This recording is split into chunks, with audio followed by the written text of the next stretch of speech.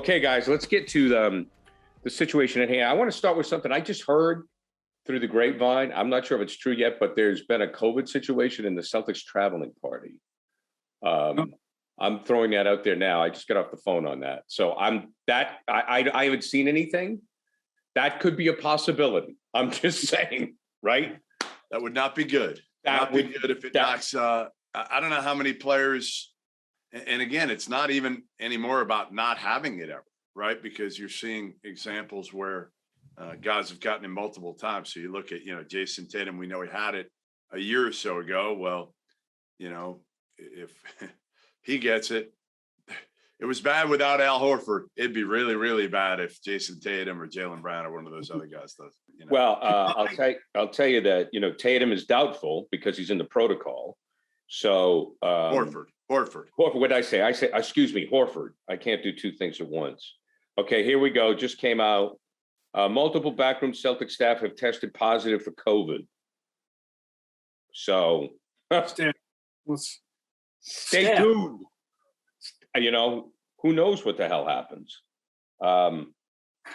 If too many players become involved, are they going to move the games? I have no idea. All this for me, since I'm already in a minority among Celtic, so we say, boosters, in that it's house money for me, has been since the Nets series. Okay, right. So I'm in the whatever happens.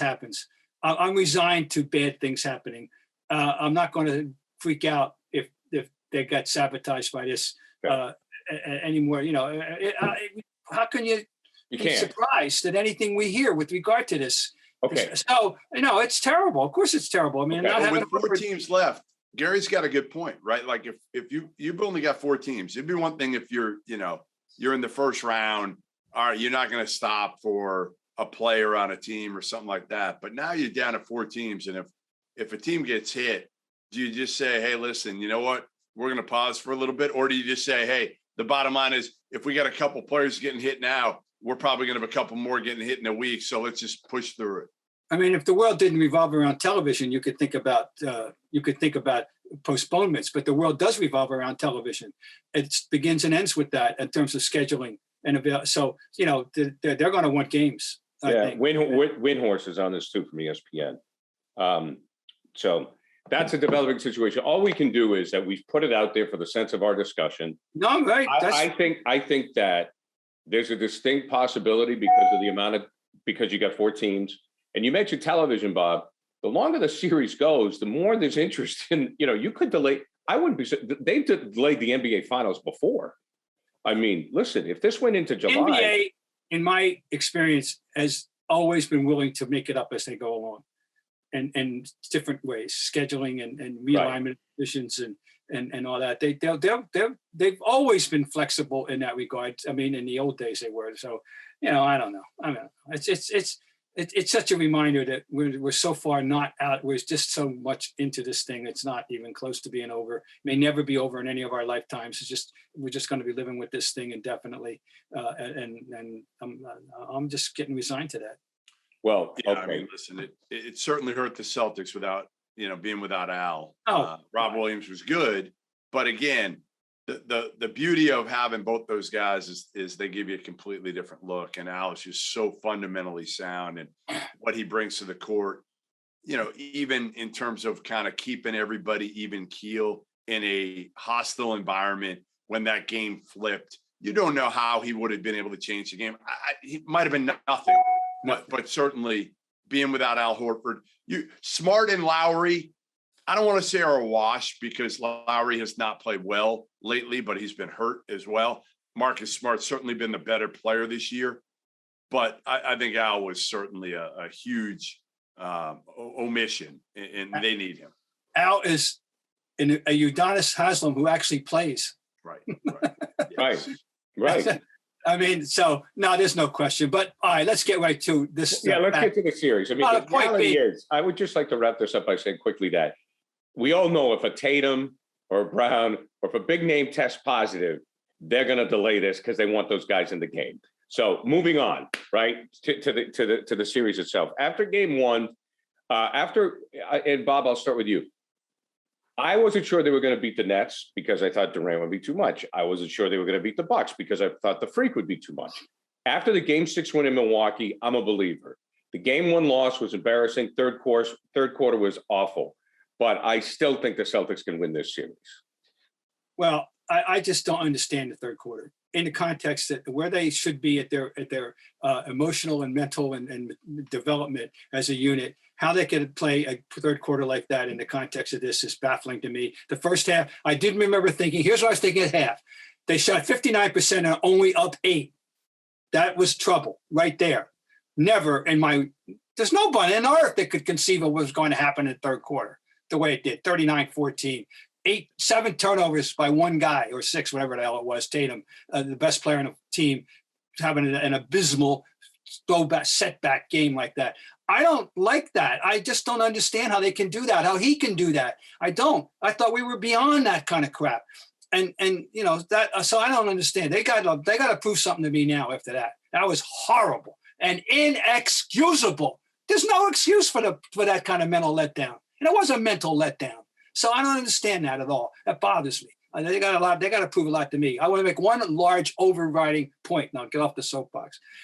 What the playoffs have proven time and again, and right now, and acutely, and the other series, and the other conference. Okay, there is no carryover as in general rule between game to game. None. Forget about momentum. It doesn't exist. If it ever did, all right. It's not the other side. The Mavericks have now played 4 consecutive games decided by 25 points. They won 2, they lost 2. It's a record. No one's ever played that. That's never happened in the history of the league. You look at some of the wild swings of the Celtics, the momentum shift, the shifts and tempo, whatever. The last series, it doesn't exist. So they can wipe the slate clean theoretically. But I don't like that they would allow something like that to happen. I mean, listen, what's the explanation for that? Well, listen, Jaylen Brown didn't play well in the game, period. And then you're so reliant on Tatum without Smart and Horford, and he came out and they got after him defensively. They did. They made it tough. He had no space. He made poor decision after poor decision. He reverted kind of back to almost early season Jayson Tatum a little bit. Right, not trusting his teammates, making decisions, but making them a little bit too late, where I just feel like, and he said this to me earlier this year, and I kind of laughed at it, but he did say, when we're whole, we're really good. And I wonder if that's true with the Celtics team, is like you take away a piece here, and I know they took away Rob Williams, and they were fine without Rob for the most part, but you take away Smart and his toughness and Horford and his intangibles and leadership and calming demeanor and all that. I don't know, but man, you're right. Like Bob, and they look so good in the first half. So I guess, how do you explain it? You explain it from Miami's end.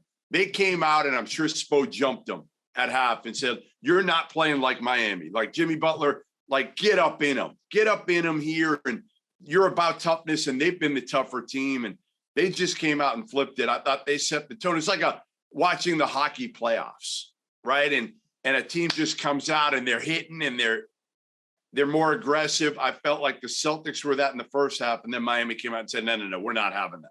Well, I've been saying all along during the whole playoffs that they're the most, in my word, reliable team of the 4 left. And that includes Golden State. I think Miami's the most reliable team. They also have a very interesting best player in that he had 41 points with no 3-point shots, 2 attempts over. You love 2. him. Because you know how I feel about that, and I love that. But the point is, they're not dependent, unlike everybody else on whether or not the threes are going down, as long as their best player doesn't even need a damn 3. And so that's a little extra twist to the currency here in this story. So I see now that people are writing and saying, oh, it's time to take Miami seriously or gain. Right. I always take always was seriously. Yes, we all agreed there. And by the way, there's a wonderful piece on in the Times today about PJ Tucker, and I love him. Oh, and you gotta, if you love basketball, if you really understand and appreciate the game, this guy should be somebody that you treasure for what he brings to the table without ever scoring a point. and he can. I saw him. He's still got that 3-point shot. Bob, I saw him. I remember when I first got into covering college basketball recruiting. I remember seeing him on the AU circuit. And then it's funny, you know, he was that undersized 6'5.5" 4-man at that time. And he goes to Texas, and I loved him because this is how he's always played. He's never changed. He was a little more, he could score a little bit better back then. And then I remember everybody that came along after him that was that undersized 4-man that played tough, he was PJ Tucker. Like, that's who you instantly compared everybody to that was undersized and played with a ticker and just got after it, was the next PJ Tucker. You know, I had a name. This is a name that I'm sure it hasn't been evoked in the NBA in 40 years, literally. That suddenly it dawned on me this morning when I was having my morning coffee at my favorite place. Don Adams was a 6'5" played a power forward game for the Rockets in the 70s. Okay. And when I did a book on the NBA called the Pro Game in 1975, I used him as the example of how you can be this is when we were actually for the first time identifying quick forward, small forward versus power forward, as opposed to just forwards. And he was an anomaly at 6'5" as a power forward. So I've decided that what's happened here is that if you believe in reincarnation, that PJ Tucker, that Don Adams has been reincarnated as PJ Tucker. So there was a precursor 40 years ago, Don Adams. I don't even know if he's still alive. I have no idea. But anyway, PJ is an important piece of their puzzle, and you know, a guy you gotta respect and honor. Before we move on to the West, I want to wrap this up by talking about Tatum, because one of the things that I find frustrating is the advancement of crowning a player. And I think that that's happened to Tatum throughout his career. I think he's always been a step behind his praise and where he's at. He continues to progress. But I heard, and this drove me crazy. I had a Bob Ryan soapbox moment, and nobody was in the car with me. Somebody said Tatum was tired. He was tired because Miami had rest. And I went, really? Michael Jordan played with 100 and whatever it was temperature. Okay, Bird played with bad backs. That's a dumb. Whoever said that is ridiculous. So Jeff, I'll let you take it from there. I mean, if Tatum is going to be the guy that he is, you can't have that excuse. But it's one game. Like we were praising Trae Young in the bubble, in the play-in game this year when he went for 40 against, I forget who it was, but it was a crappy team.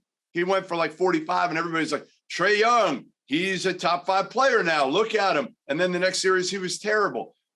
We're prisoners of the moment, right? Yeah. What we could say is Jayson Tatum is a top 10 player in the NBA now. Overall. Guys, this is such a modern, I have to say, a talk show driven now, you know, talking head driven on television thing. It didn't exist 30 or 40 years ago. People, these kind of designations, these quick jumps to conclusions, this necessity to slot people, identify, didn't exist. So but this is where we are. It's where we live in.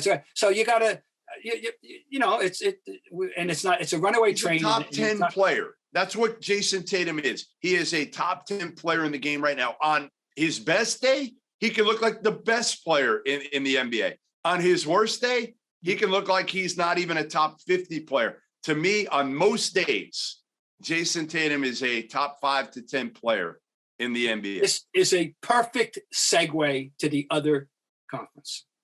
Luka Doncic bleeped the bed last night. And you know the word begins with S. Yeah. Okay. This is after he was being, you know, lionized.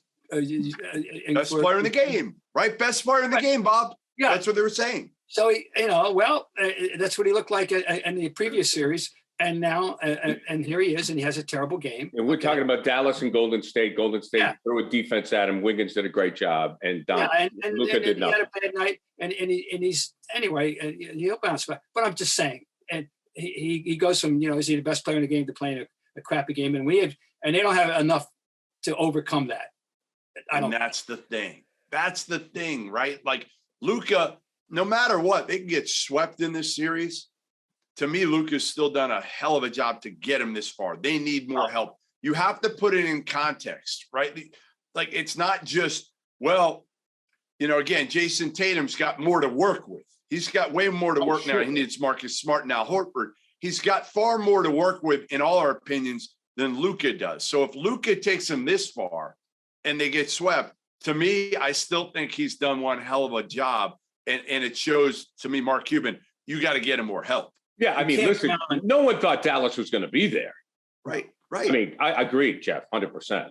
You can't count on Spencer Dinwiddie getting 30 every night. No, or Jalen Brunson every night doing it. I love Jalen Brunson. Me too. And the key here, too, is like Andrew Wiggins did a good job on him.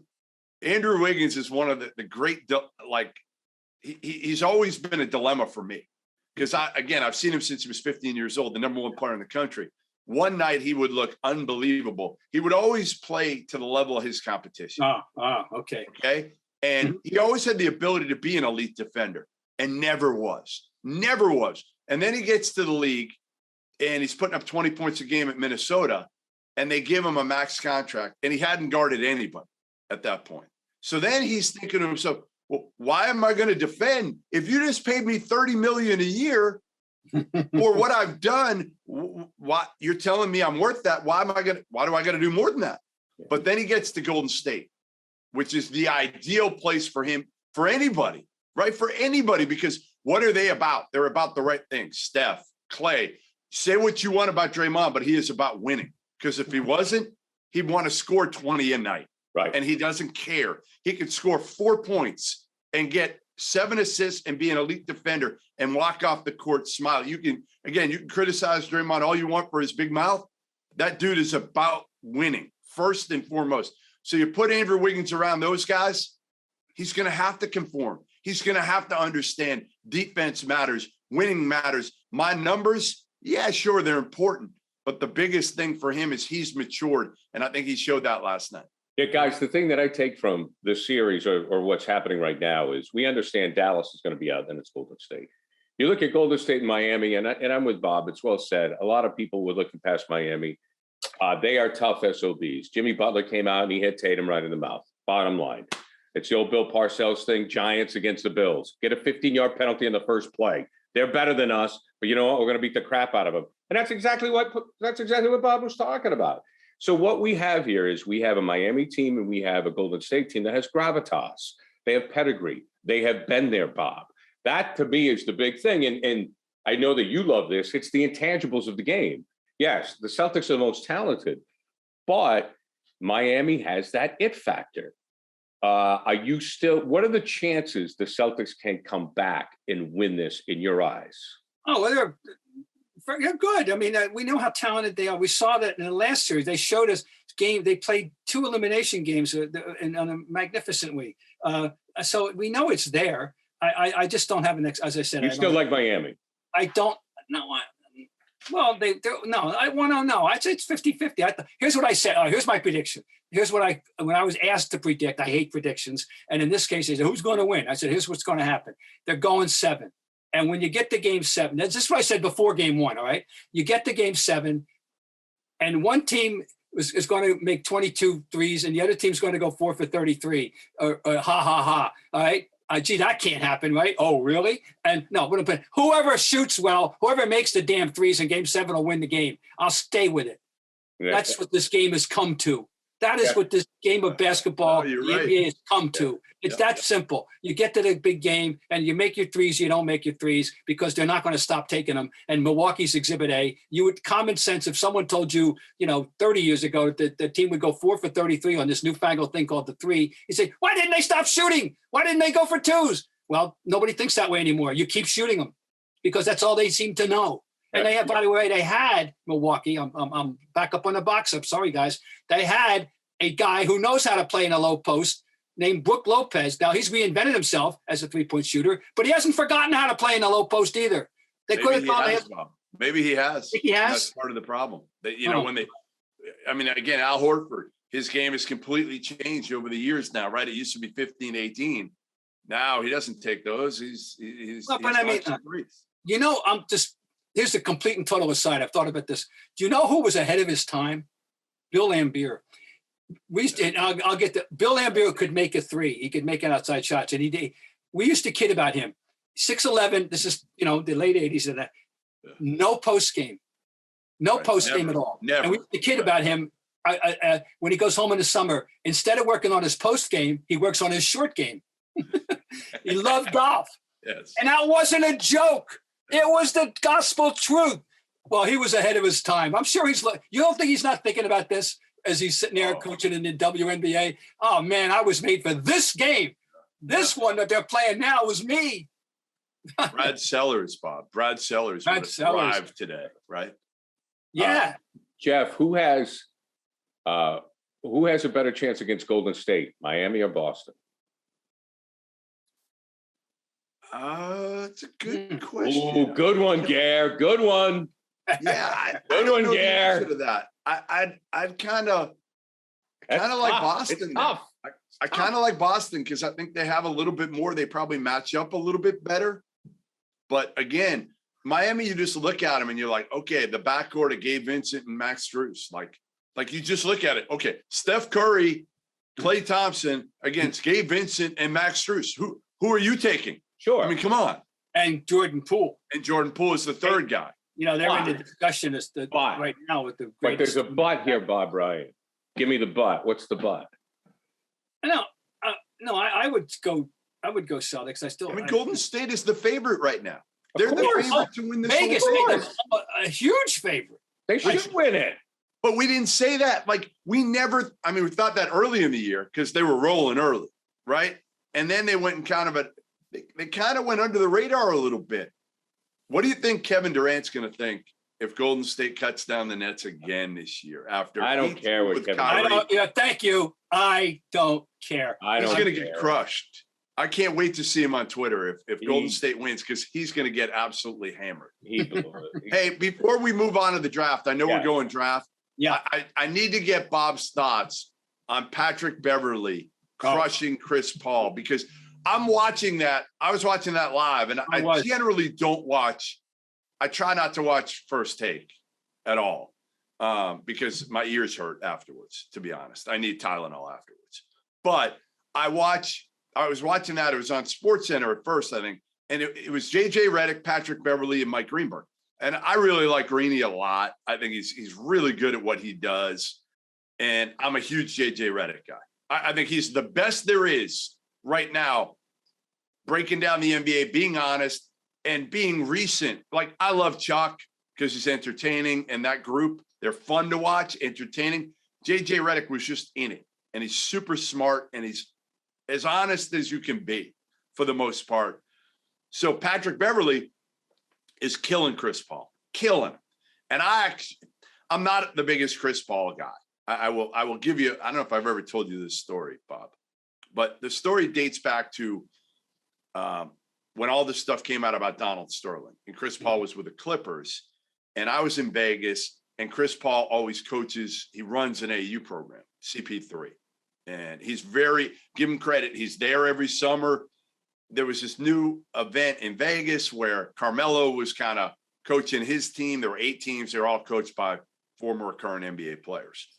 So and obviously the Donald Sterling stuff was the story at that point. I think Doc had just come out and said, I may not coach if Donald Sterling's still running the Clippers. He had just come out and maybe said that to somebody. So I go up to Chris after the game and I got my recorder there and I'm asking him about Donald Sterling first, obviously. And then I'm asking him about his involvement with his AU program. And, you know how it is. You kind of soften him up. I might have started with that. I might have started softening him up a little bit with easy questions, softball ones, then hit him with a little bit of Donald Sterling. Again, just getting his views.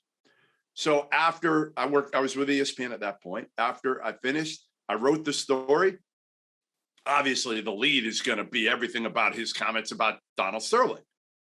And the other stuff, I probably didn't even put it in the story because they were going to cut it anyway. It was irrelevant. It was irrelevant to that story. I might have written something down the road about his involvement with his AAU program, but I wasn't writing it then. So he calls me right after it's posted, all upset that I wrote it. And I'm like, dude, like, you saw the phone, the recorder in front of you. You knew I was recording it. You answered all the questions about Donald Sterling. Like, what's your problem? And ever since, he has literally not looked at me like I did something wrong. And I'm like, I've just heard so much about Chris Paul over the years. Again, really good about how hard he prepares and practices, playing pickup. He's always playing like it's a playoff game. I'll give him credit for all that, but a little bit fraudulent in how he conducts himself. So I was like, when Patrick Beverly's saying this stuff, I kind of was like, all right, I kind of like this a little bit, but he went too far. I was watching it with my daughter, and we're going, and they're saying Pat. I'm going, we don't know who it was. Yeah. I didn't know what Beverly, and the only Pat, and I just didn't think of it. The only Pat I could think of in the league at the present time is Patrick Williams. And I said, it's not Patrick Williams. He wouldn't even be in. Why would he be there? And it's not Pat. And then finally, when I learned that it was Beverly, okay, there's something going on. Like, I think it's pretty obvious that and it turns out there was something of a history between the two. Okay. Yep. There would have been a way to have a thoughtful, professional, gentle criticism, that Chris Paul has slipped. And after the games 1 and 2, he was very, very inefficient. Yeah, blah, blah, blah. The venom that was pouring out of Patrick Beverly. Too much. It was totally personal, yep, in my opinion. Didn't say it was inaccurate, but it was totally, but it was over the top and personal. It was inaccurate. It was inaccurate. I mean, it was too far. If he had said, he went too far with it. And then what did he do? He did something else right after that. He hit on something else that made me say, like, all right, he has no clue. Oh, I think it was James Harden, who's his boy. And he admitted that. He said, like, that's my twin or something like that. And then he went on to say that James Harden deserves a supermax or a max contract right now. Like, come on, man. Like, no. Like, what do you, and JJ Redick looked at him like, dude, what's wrong with you? So, like, I like Beverly's, lack of filter, I guess. Honesty would be the wrong word. It was compelling television, and Correct. Greeny basically he hadn't lost control. He ceded control of the show. I mean, no kidding. I think they blew through a commercial. I think they blew through a break for what I saw somewhere. I mean, he wasn't going to put the stops to it. He knows he's a veteran on top. This is incredible television. This is going to have legs. This is going to have resonance. This is going to be talked about in the world. This is good for us. You keep Patrick Beverly. If you are a top guy assigning stuff at ESPN, are you putting Patrick Beverly on every moment you can for the rest of this? He wound up making a car wash appearance. I think he was on yesterday morning. That he was on the morning show.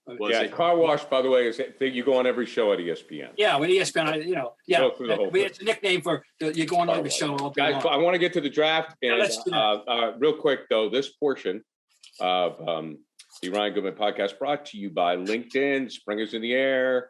Time for renewal and growth. LinkedIn, they got a job for you, faster and easier, and it's for free. Create a job post within minutes on LinkedIn Jobs to reach your network. 810 million people. Simple tools like screening questions. They make it easy to focus on candidates with just the right skills and experience so you can quickly prioritize who you'd like to interview and hire. It's why small businesses rate LinkedIn Jobs #1 in delivering quality hires versus leading competitors. LinkedIn Jobs helps you find candidates that you want to talk to. All right, here's the deal. Post your job for free at linkedin.com/scribe. That's linkedin.com/scribe to post your job for free. Terms and conditions apply. Jeff, you want to talk about, Bob wants you to talk about the upcoming draft. Yeah. Well, I'm going to interview Jeff. All right, Jeff. Overall, how would you describe this draft in terms of A, star power, and B, overall depth in the first round? I like it. And usually I'm the one, if you can remember, I'm the one hammering the draft a little bit. I like it. I think there's 3 guys that have a legitimate shot at being the #1 pick. They're all very different. 4 and 5 are going to be very interesting. They're similar. But, 1, 2, and 3, to me, again, Jabari Smith is 6'9", freshman out of Auburn who shoots the hell out of the ball. He's kind of that. He's not Jayson Tatum because he hasn't shown he can put on the floor yet. But like he can be that down the road. I could see him as that versatile forward, but he shot so well from three, so smooth. Got the size, the length, great kid, great teammate, all of that. He's the leading candidate to me for the number one pick. Now, Orlando has a guy that's not similar, but a little bit similar in Jonathan Isaac, but he's been hurt for 2 years. Mm-hmm. Yeah, he hadn't played. So what do you do there? Okay. So for people, so Banchero, and the third question is Chet Holmgren. I want to get to Banchero first. My observation of Banchero, I can see all the skill set. It's obvious. But the motor idled a lot at times, I thought. He absented himself from what was going on at times. And I don't know. Other than that, I mean, yeah, he's got the skill set on paper, but he's not a. Am I right? Would you agree with that assessment, Bob? It wouldn't shock me if he's a 20-10 guy in the NBA. All right. It wouldn't shock me. He's bigger than Chris Webber. He's bigger and stronger, but he's got a similar, not the passer Chris Webber is, but he's got a little bit of that face-up game. He can go in the post and dominate. I just think, listen, think about this. If you put him in the post as a four-man and you tell Jayson Tatum, who's been in the league for 5 years right now, who's big and strong right now, go try to guard Paolo in the post. Paolo is going to take him in the post and drive him to the rim. He's that strong. He's that big. He's going to be a problem in the NBA. And to be honest, he's the one who's ready-made to make an impact now because of his body and his length, his athleticism.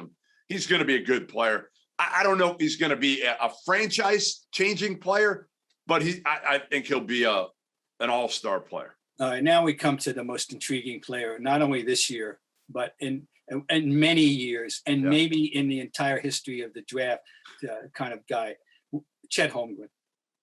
And I'll just say that at the outset, tall people with that body type, name one that became a star. Name one that lasted in the league.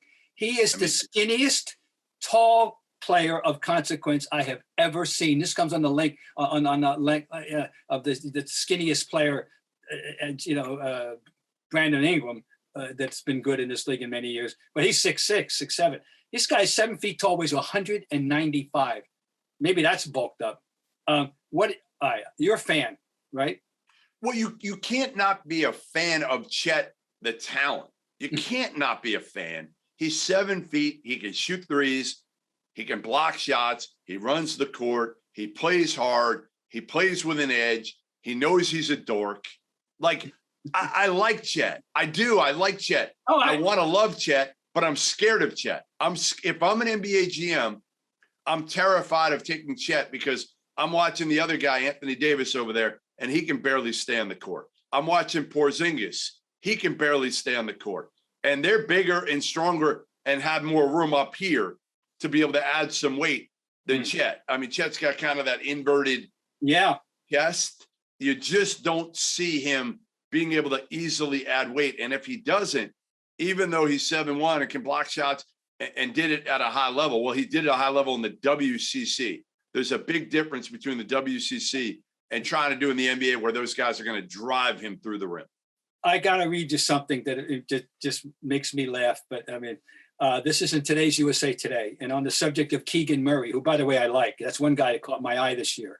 And Murray, 21, is one of the oldest projected lottery picks and could have an immediate NBA impact. Is that where we've come to, huh? Jeff Goodman and Gary Tanguay? 21 is a graybeard among the lottery picks in the 2022 draft. Yes. Larry was 23. Larry turned 23 on December 7th of his rookie year. Just so you know, put that in context. Listen, before we finish with the draft, and I know we'll do it again. Oh, yeah. Over here these next 6 weeks. The name that I want you to pay attention to is Shaedon Sharpe.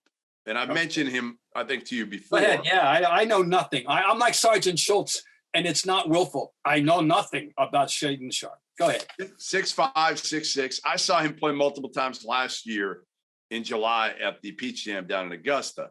And man, did he blow me away. 6'5", 6'6", Canadian kid, super athletic, can get to the rim, can pull up, can score. Streaky shooter, but great size.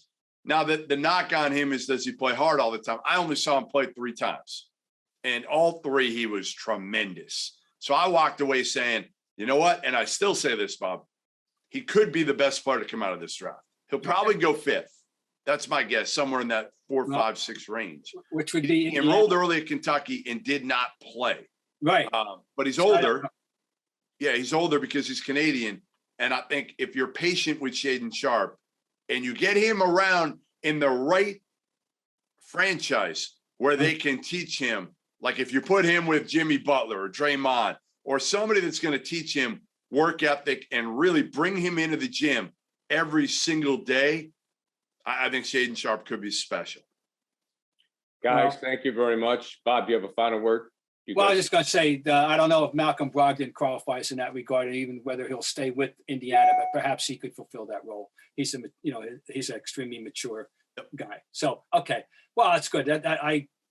We all need to get educated on him. Well, we're going to have further discussions down the road. I got more questions that are bubbling here, and that'll be fine. But still, we got plenty of time to do it. All right, Bob, thank you. Jeff, thank you. Guys, we'll talk to you next week, and hopefully the Celtics will be able to field a team. Yes. Very good.